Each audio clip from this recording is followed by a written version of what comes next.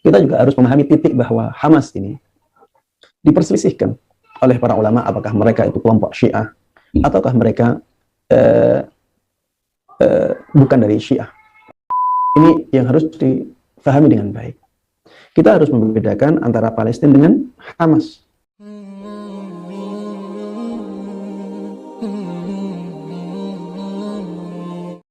Assalamualaikum warahmatullahi wabarakatuh. Alhamdulillahirabbil alamin. Assalatu wassalamu ala nabiyyina Muhammadin wa ala alihi wa sahbihi ajmain. Amma ba'du. Teman-teman yang dimuliakan oleh Allah Subhanahu wa taala, kita bertemu kembali di channel Pembela Sunnah. Nah, teman-teman, jadi di video kali ini saya akan menampilkan dan saya akan mereaksi yaitu tentang terkait masalah video yang dijelaskan oleh Ustadz Dr. Mustafa Ad-Dariri MA Hafidhut Ta'ala. Jadi beliau menjelaskan yaitu tentang terkait masalah konflik yang ada di Palestina. Beliau juga mengecam tindakan-tindakan oleh orang Zionis, yaitu orang Yahudi yang telah menzalimi saudara kaum muslimin yang ada di Palestina. Dan Palestina berhak untuk merdeka dari penjajahan orang-orang Zionis. Jadi beliau itu menyampaikan yaitu tentang terkait masalah Hamas. Jadi para ulama itu ada yang berselisih tentang terkait masalah Hamas. Apakah Hamas ini termasuk golongan Syiah atau bukan? Karena kalau kita lihat di video yang lain ya, video sebelumnya, Hamas itu berhubungan baik dengan Syiah Rafidhah Iran. Dan di video saya sebelumnya itu bahwa Hamas itu pernah memuji Khomeini, yaitu pentolan Syiah Rafidhah Iran. Nah, teman-teman yang dimuliakan oleh Allah Subhanahu wa taala, jadi lebih lengkapnya saya akan tampilkan video dari Ustadz Dr. Mustafa Ad-Dariri MA Hafidhut Ta'ala. Lalu kemudian nanti saya akan mereaksi video beliau. Nah, teman-teman, kita langsung saja mari kita simak videonya. Apakah kita tetap mendukung kemerdekaan Palestina yang upaya dalam meraih kemerdekaannya dipimpin oleh Hamas yang banyak dikritik karena penyimpangan manhajnya? Para jemaah sekalian, kita harus membedakan antara Hamas dengan Palestina. Nah, ya. Pergerakan Hamas dengan Palestina itu berbeda. Hamas tidak semuanya Palestina. Ya, Hamas maksud saya yang mewakili Palestina itu bukan hanya Hamas saja. No, ya. Ya, di sana ada pergerakan-pergerakan lain yang berusaha untuk memerdekakan Palestina. Bahkan bisa jadi ya, pengaruh Hamas terhadap kemerdekaan Palestina itu lebih lemah dari pengaruh negara-negara lain yang berusaha untuk menjadikan Palestina sebagai negara merdeka. Iya. Ya. Ini yang harus difahami dengan baik.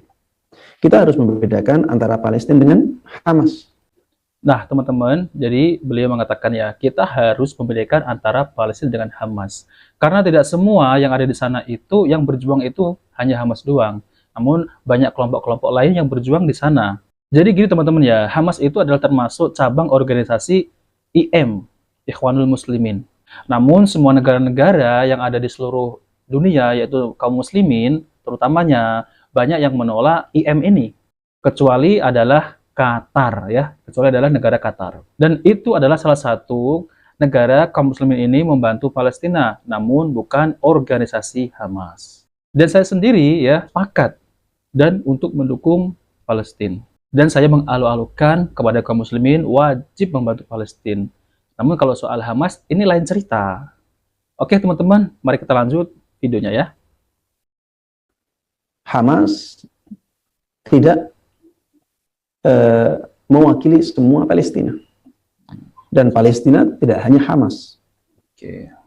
Sehingga tidak bisa dikaitkan seperti ini. Apakah kita tetap membela kemerdekaan Palestina, padahal yang membela atau yang mengusahakan kemerdekaannya adalah Hamas atau dipimpin oleh Hamas. Kita tidak bisa bertanya dengan pertanyaan yang seperti ini, karena kenyataan seperti itu tidak bisa diterima. Siapa yang mengatakan bahwa kemerdekaan Palestina dipimpin oleh Hamas? Bisa jadi di lapangan tidak demikian.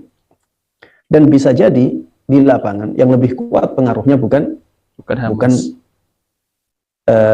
pergerakan Hamas yang misalnya paling menonjol dalam berita dalam melawan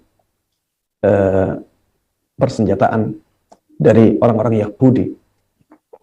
Bisa jadi yang lebih berpengaruh adalah lobby-lobby politik. Bisa jadi yang lebih berpengaruh adalah lobby-lobby politik. Bisa jadi yang lebih berpengaruh adalah jihad harta yang dilakukan oleh negara-negara lain di wilayah Arab. Oke, kita stop dulu ya teman-teman ya. Ini yang sering para netizen itu berkomentar, kemana negara-negara Arab tidak membantu Palestina dalam ketentaraan maupun senjata. Namun teman-teman ya, semestinya kalau masalah jihad, yaitu kita menyisihkan harta kita untuk saudara kita kaum muslimin, yaitu Palestina, itu juga berpengaruh kepada mereka. Namun biasalah orang-orang yang tidak menyukai negara Arab, mereka akan mencari sekecil apapun kesalahan negara Arab itu. Namun mereka ini tidak memikirkan negara mereka sendiri. Jadi mereka mengatakan bahwa Arab Saudi ini telah menggelar konser. Saya katakan ya teman-teman, di sana ulama-ulama di sana itu semua mengingkari hal tersebut. Namun ya di sana itu bukan semua itu agamanya Muslim. Di sana juga orang liberal juga banyak ya. Orang Syarofidoh juga ada. Di sana itu ada. Ya. Kemudian orang-orang Islamnya yang biasa-biasa juga ada.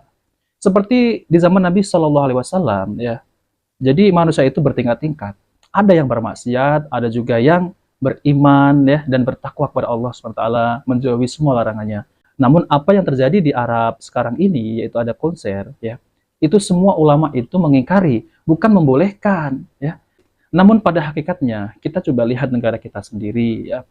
Dan saya sebagai warga Indonesia juga miris keadaan umat di zaman sekarang ini. Banyak judi online, kemudian banyak perzinahan, kemudian banyak premanisme, dan lain-lain. Itu yang lebih harus kita lihat.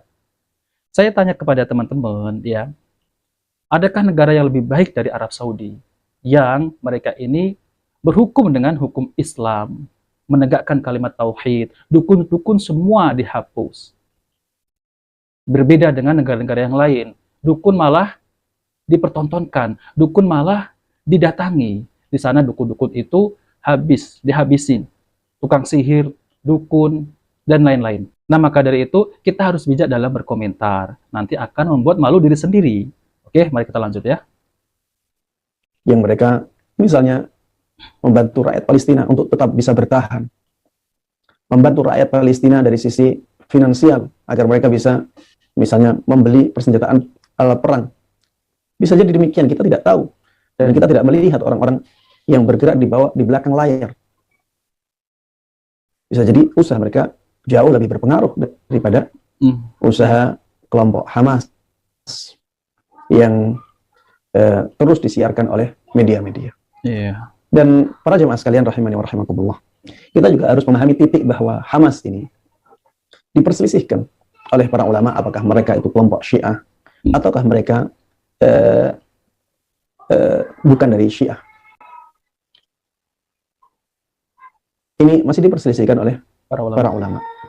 Dan titik lain, di sisi lain, kita juga harus memahami bahwa penyimpangan manhaj, ya, itu tidak menjadikan kita menganggap mereka orang-orang yang kafir. Betul, Ustaz. Ini harus difahami dengan baik. Bisa jadi orang yang berbeda manhaj dengan kita masih sebagai saudara kita, seorang muslim, yang mereka berhak untuk ditolong apabila mereka memperjuangkan maslahat kaum muslimin. Sisi ini juga harus dilihat. Dan ini menguatkan dukungan kita terhadap rakyat Palestina untuk berupaya meraih kemerdekaan mereka. Kita harus melihat bahwa perbedaan manhaj itu lebih ringan daripada perbedaan agama. Bisa jadi mereka tidak sama manhajnya dengan kita.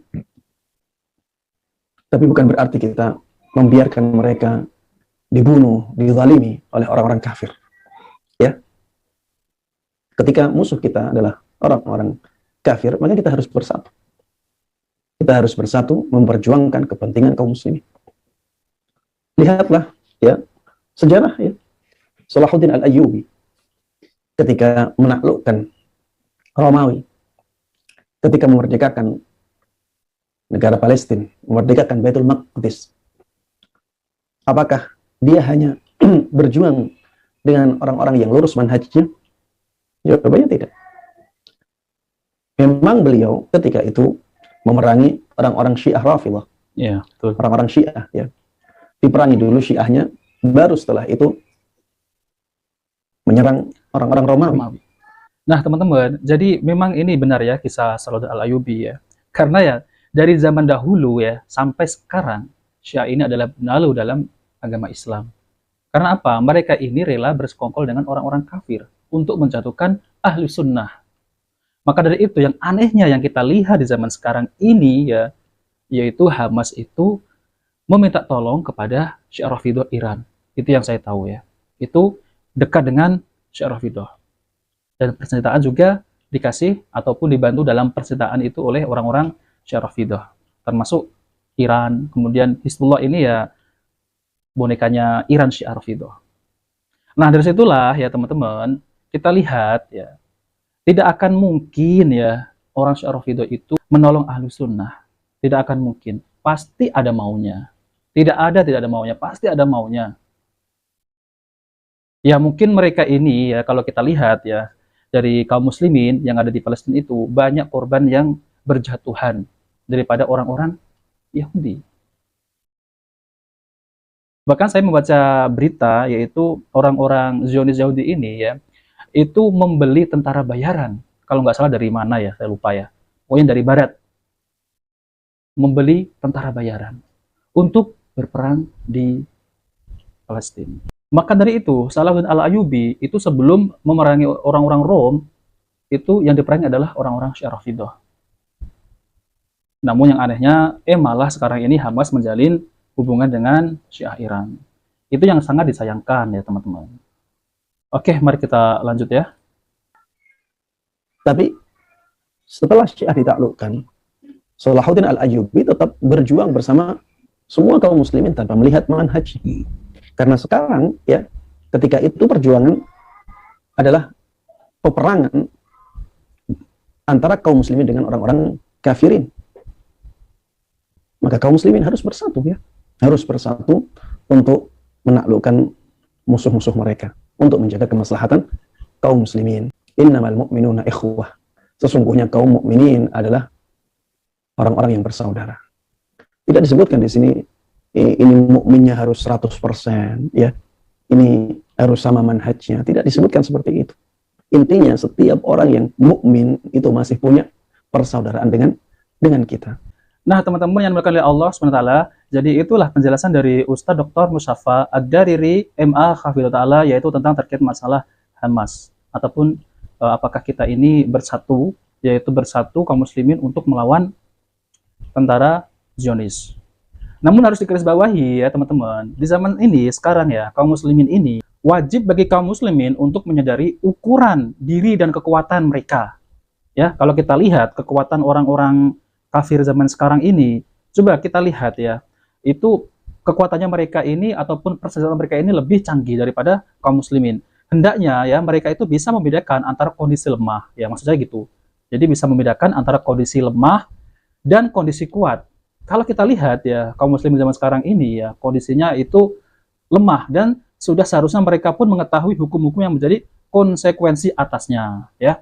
Hendaknya mereka menjadi orang yang bertindak realistis, bukan menjadi tukang khayal yang gemar berandai-andai. Akan tetapi yang harus dilakukan adalah hendaknya kaum muslimin itu bertindak sesuai dengan kondisi saat ini kaum muslimin bagaimana. Sebagaimana Rasulullah SAW memilih jalan perdamaian ataupun peperangan dengan mempertimbangkan kemaslahatan, yaitu mempertimbangkan kekuatan dan kelemahan yang ada serta faktor-faktor lainnya. Jadi tatkala beliau Rasulullah SAW itu waktu di Makkah, Allah belum mensyariatkan kepadanya jihad. Karena pada saat itu beliau sedang dalam kondisi yang lemah. Sebagaimana yang telah dipaparkan oleh para pemimpin Islam, diantaranya Imam Ibnu Taimiyah rahimahullah, Anda bisa menemukannya keterangan mereka dengan jelas dalam buku yaitu Muhammad fi al-Jihad dan dalam pelajaran yang berjudul Al-Jihad Baina Al-Ghulu wa Al-Jafa. Di antara aksi sebagai bentuk kepedulian atas musibah yang menimpa kaum muslimin, yaitu di Palestina, itu adalah aksi berupa bantuan dan kemanusiaan. Yang paling menonjol dalam hal bantuan tersebut adalah Saudi Arabia. Di bawah pimpinan Raja Abdullah bin Abdul Aziz, ini bukan klaim tanpa bukti sebagai contoh program donasi untuk Palestina. Digencarkan walaupun sudah sejak lama dicadangkan, rumah-rumah sakit ternama di pusat kerajaan Saudi difokuskan untuk menangani korban luka-luka akibat serangan kaum Yahudi tersebut. Bantuan berupa makanan, pakaian, dan obat-obatan juga terus mengalir sampai saat ini. Alu Syekh dan Syekh Abdurrahman As-Sudais mengecam dengan keras aksi serangan tersebut dalam khutbah Jumat mereka. Mereka dan umumnya para khatib di Saudi tidak lupa mendoakan kaum muslimin Palestina, secara khusus Lajnah Daimah juga mengeluarkan pernyataan dalam menyinggapi tragedi di jalur Gaza tersebut. Dan masih banyak lagi bentuk bantuan baik materi maupun moral atau spirit. Namun ya teman-teman, ada segelintir orang menutup mata dengan kenyataan ini dan berkomentar Saudi Arabia adalah negara yang takut dengan Amerika dan kurang memberikan bantuan yang konkret kepada kaum muslimin di Palestina, atau kalimat yang semisalnya. Terhadap siapa saja yang berkomentar seperti di atas ya, ini apakah maksud Anda dengan kata konkret bahwa Anda menginginkan agar pemerintah Saudi mengirimkan tentaranya ke Palestina untuk menghantam pasukan Israel ya? Baiklah, jika memang demikian, apakah Amerika akan tinggal diam? Tentu saja tidak. Padahal Allah berfirman yang artinya, dan janganlah kalian menjatuhkan diri-diri kalian dalam kebinasaan. Surat Al-Baqarah ayat 195. Taruhlah seperti apa yang Anda inginkan, bahkan lebih dari itu, semua pemerintah negara muslim mengizinkan rakyatnya untuk berjihad ke Palestina. Dan saya berkhusnudon, Anda akan ikut serta di dalamnya, maka Anda akan berjihad di bawah bendera siapa? Di Palestina. Ya? Di bawah bendera Hamaskah? Di bawah bendera Fatahkah? Atau barangkali di bawah Komando Jihad Islami Palestina, JIP, atau Anda memimpin laskar jihad yang Anda buat sendiri, atau di bawah bendera Hizbullah. Namun, jihad itu membutuhkan seorang imam dan tanzim, yaitu taktik dan siasat perang. Dan yang lebih penting lagi, apakah Anda yakin bahwa masing-masing front atau partai atau hizbi itu berperang untuk meninggikan kalimat la ilaha illallah? Jika Anda mengatakan kaum muslimin harus berada dalam satu barisan dalam menghadapi dan menyikapi Yahudi, maka saya tidak berbeda pendapat dengan Anda. Bahkan tidak ada dua orang muslim yang berselisih pendapat tentangnya. Hal ini sebagaimana ditegaskan dalam firman-Nya, yang artinya, A'udzubillahi minasyaitonirrajim, sesungguhnya Allah menyukai orang-orang yang berperang di jalannya, dalam barisan yang teratur, seakan-akan mereka seperti suatu bangunan yang tersusun kokoh. Al-Quran, Surat As-Saff, ayat 4. Namun teman-teman ya, ini yang lebih menarik, bagaimana Anda bisa mempersatukan barisan kaum muslimin untuk berjihad, sedangkan di tengah-tengah mereka masih banyak kaum muslimin yang menyembah kuburan, meminta-minta kuburan, menghambakan diri kepada kuburan, dan meminta-minta kepada dukun, dengan mematuhi persyaratan atau menjalankan lelaku walaupun bertentangan dengan syariat. Bahkan mereka masih mempercayai tentang paranormal dan ramalan-ramalan dengan membenarkan berita gaib yang sampai kepadanya. Dan tukang pelet, ya. Bagaimana pula halnya kalau kaum muslimin yang terjun di medan jihad, banyak di antara mereka yang memakai jimat atau membaca mantra-mantra yang telah dirajah oleh para dukun-dukun supaya kebal senjata api dan agar tidak terdeteksi oleh radar. Bagaimana Anda akan mempersatukan kaum muslimin dalam rangka jihad kalau segolongan di antara mereka tidak akan berangkat perang sebelum melakukan tawaf mengelilingi kuburan seseorang yang dianggap wali? Atau bagaimana pula jika segolongan yang lain tidak akan berperang kalau yang menjadi imam bukan dari golongannya? Atau bagaimana kaum muslimin akan bersatu padu dalam medan jihad kalau mereka ketika dikumandangkan suara azan, mari mencapai kemenangan, malah bermalas-malasan mendatangi masjid, terutama waktu fajar ataupun subuh. Teman-teman yang berkenan oleh Allah SWT ya, jadi itulah dahulu juga pernah negara-negara Arab ya, itu pernah bersatu untuk memukul mundur pasukan Yahudi Zionis ini. Namun apa? Namun negara-negara Arab ini bersatu malah kalah, dan tanah Palestina ini makin dirampas oleh orang-orang Zionis. Nah, teman-teman yang berkenan oleh Allah SWT, jadi kita sebagai kaum muslimin ya, kita wajib membantu Palestina maupun berupa doa ataupun berupa donasi ya, mendesiskan harta kita untuk menolong saudara kaum muslimin. Itu juga sangat baik dan bagus, karena kemungkinan donasi-donasi kita itu ya, itu untuk membantu saudara kaum muslimin, mungkin dibuat untuk berjihad. Nah, kurang lebih seperti itu ya teman-teman. Maka dari itu jangan meremehkan kerajaan Arab Saudi yang telah banyak mengeluarkan bantuan kepada warga Palestina. Nah, teman-teman, jika video bermanfaat, jangan lupa like dan subscribe di channel Pembela Sunnah. Wabil taufiq wal hidayah. Wassalamualaikum warahmatullahi wabarakatuh.